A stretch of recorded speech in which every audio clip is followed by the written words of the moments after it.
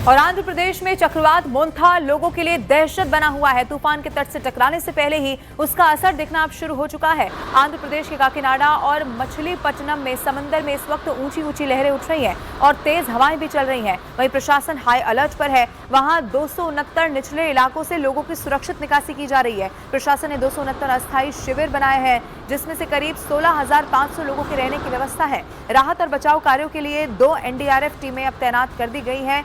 कोई यहाँ पर देखिए किसी को कोई नुकसान ना हो, ये सुनिश्चित इस वक्त किया जा रहा है, क्योंकि ऊंची ऊंची लहरें अभी से ही समंदर में उठती हुई नजर आ रही हैं। 2 तस्वीरें आपके सामने हैं। इस वक्त हम आपको मैप के जरिए भी दिखा रहे हैं कि कैसे मोन्था जो चक्रवात है वो लोगों के लिए अब दहशत पैदा कर रहा है। आज शाम तट से ये तूफान चक्रवात टकरा सकता है। आंध्र प्रदेश और दक्षिण उड़ीसा में खास तौर पर अलर्ट जारी किया गया है। 100 किलोमीटर प्रति घंटे की रफ्तार से हवाएं चल सकती हैं। तटीय जिलों में बारिश का रेड अलर्ट जारी हो चुका है। ये तस्वीरें समंदर की आप देखिए, ऊंची ऊंची लहरें उठती हुई आपको नजर आएंगी। यही अपील की जा रही है। कई लोगों को शिफ्ट भी किया गया है सुरक्षित स्थानों पर। अपील यही है कि समंदर किनारे इस वक्त ना जाया जाए, क्योंकि बहुत मुश्किल हो सकती है। कई सारे उड़ानें भी ऐसी हैं जो प्रभावित हुई हैं, खासतौर पर विशाखापट्टनम से चलने वाली या आसपास के जो इलाके हैं जहां पर इस तूफान का, इस चक्रवात का असर देखने को मिलेगा, वहां पर कई सारी फ्लाइट्स को भी कैंसिल कर दिया गया है। 2 तस्वीरें इस वक्त आपके सामने हैं। ये तट की तरफ तेजी से बढ़ता हुआ तूफान कैसे पहले से ही उसकी आहट सुनाई दे रही है, क्योंकि आज शाम ये वक्त बताया जा रहा है जब 100 किलोमीटर प्रति घंटे की रफ्तार से हवाएं चलेंगी।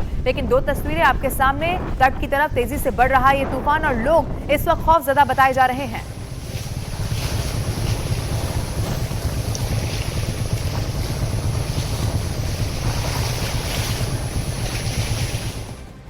और बंगाल की खाड़ी में बना चक्रवात मोन्था अब खतरनाक रूप ले रहा है। आज शाम या रात तक आंध्र प्रदेश के काकीनाडा तट के पार उसे वो जा सकता है, यानी कि यहाँ पर और ज्यादा लहरें जो है उठती हुई नजर आ सकती है तटीय इलाकों में।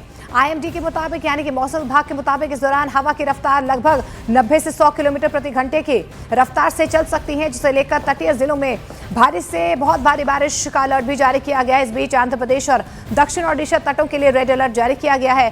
प्रशासन हाई अलर्ट मोड में है। एसडीआरएफ और एनडीआरएफ की टीमें यहाँ पर तैनात कर दी गई हैं। चक्रवात के मद्देनजर एयर इंडिया और इंडिगो ने विजयवाड़ा और विशाखापट्टनम से आने जाने वाली सभी उड़ानें रद्द कर दी हैं। रेलवे ने 100 से ज्यादा ट्रेनों को रोक दिया है। तटीय गांव से लोगों को यहां पर निकाला जा रहा है, सुरक्षित स्थानों पर पहुंचाया जा रहा है। इसके अलावा स्कूल कॉलेजेस में राहत कैंप बनाए जा रहे हैं। समंदर में ऊंची ऊंची लहरें उठती हुई नजर आ रही है, जिसके बाद लोग यहां पर खौफजदा हो गए हैं। ये अलग अलग 3 तस्वीरें इस वक्त आपकी टेलीविजन स्क्रीन पर है। देखिए, ओडिशा के गंजम का भी यही हाल है। समंदर में ऊंची लहरें उठती हुई दिख रही हैं। इधर काकीनाडा जो कि आंध्र प्रदेश में है, ये देखिए ज्यादा यहाँ पर लोगों के लिए टेंशन है। तेज हवा के साथ बारिश यहाँ हो रही है। और ओडिशा के गंजम की एक और तस्वीर आप देखेंगे तो समंदर से दूर रहने की सलाह दी जा रही है। ऐसा इसीलिए क्योंकि समंदर के करीब जाना ऐसे वक्त में जब इस चक्रवात का अलर्ट जारी किया गया है तो बहुत मुश्किल लोगों के लिए हो सकता है। समंदर में ऊंची लहरें उठ रही हैं, तेज बारिश यहाँ पर होने की संभावना है। ऐसे में ये चक्रवात लोगों के लिए मुश्किल ना बन जाए। एनडीआरएफ की टीमें भी पूरी तरह से तैनात कर ली गई हैं। मोन्था जो चक्रवात इसका नाम बताया जा रहा है, इसी को लेकर रेड अलर्ट जारी किया गया है और बहुत तेजी से ये तट की तरफ अब बढ़ रहा है।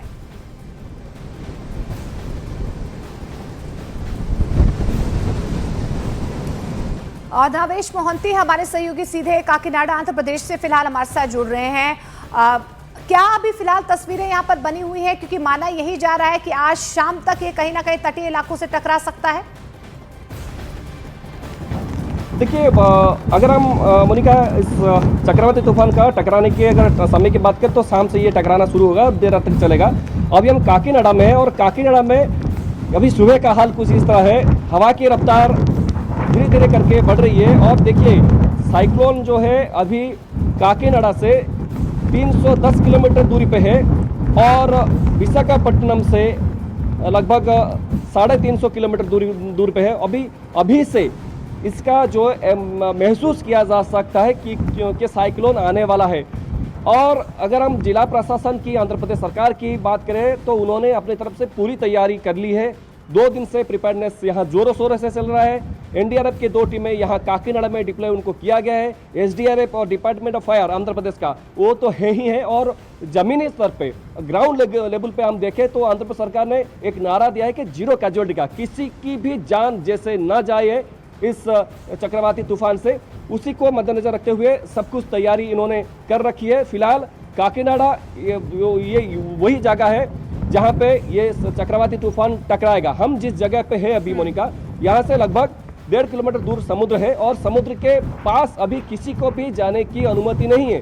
पुलिस वालों ने वहाँ बैरिकेडिंग कर रखी है, किसी को भी अंदर नहीं जाने दिया जा रहा है। सिर्फ जो कि इमरजेंसी सर्विस के साथ जो लोग जुड़े हैं उन्हीं को सिर्फ वहाँ डिप्लॉय किया गया है, बाकी किसी को भी अंदर जाने की अनुमति नहीं है। अगर इस साइक्लोन देखिए, जब साइक्लोन आता है तो उसके प्रिकॉशनरी मेजर्स और पोस्ट प्रिकॉशनरी मेजर्स था उनको ज़्यादातर जिला प्रशासन लेती है।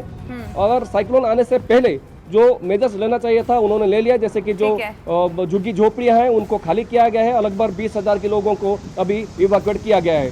आप ये भी अगर देखिए, जो दर्शक इस वक्त हमारे साथ जुड़े हैं, चूंकि बताया जा रहा है कई सारी फ्लाइट पर भी इसका असर हुआ है, कुछ ट्रेन या फ्लाइट जो है कैंसिल किया गया है, इसको लेकर अगर जानकारी जल्दी से आप हमारे दर्शकों के लिए बता पाए।